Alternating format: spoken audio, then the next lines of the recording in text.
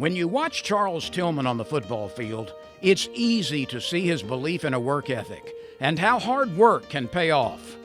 But what you also see is how much joy he gets out of playing the game of football. Peanut was a great leader for us. He was in his senior year. He could have, and there was a coaching change, and he could have easily been hard to coach, but he was everything but that. He just loved playing the game. He probably had more football sense than any young football player I've been around.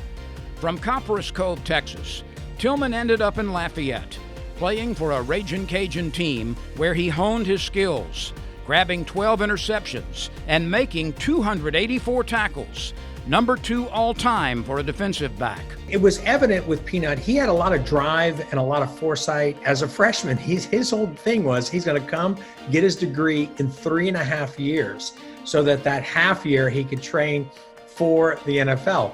And how many people I've heard tell me they're going to the NFL? Man, he was after it. And you have to remember, we're not talking about a winning program. In his 4 years, we won 6 games. But you're talking about a guy who was able to endure and work through losing seasons, but still keep a champion mindset. And that's special. He was the 35th pick in the 2003 NFL Draft. And by the 4th game of his 13-year career, he was starting for the Chicago Bears. Well, that's what this whole coaching business is about, to see young people move on, and whether it's on the field or off the field. In his case, he was on the field. I was a fan of his when he left, and sure, it was great to see him do that in the NFL.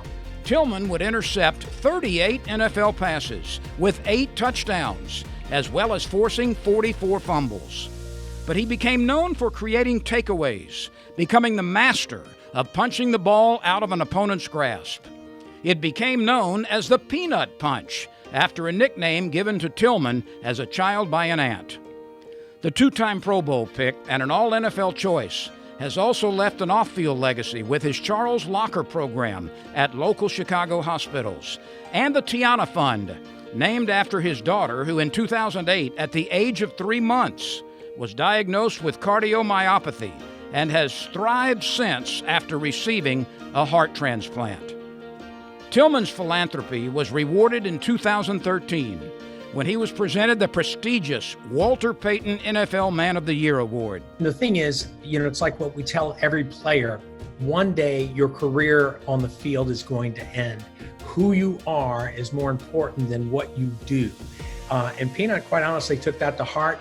And as a result, honestly, of his daughter having that heart transplant, and he and Jackie both seeing the needs of families, that's what his foundation chose to focus on and still focuses on, in helping families with children and situations, long-term care, those types of things. And they've been outstanding from that angle. And quite honestly, Peanut does so many different things and looks for every opportunity to influence. So I couldn't be prouder of he and Jackie as well.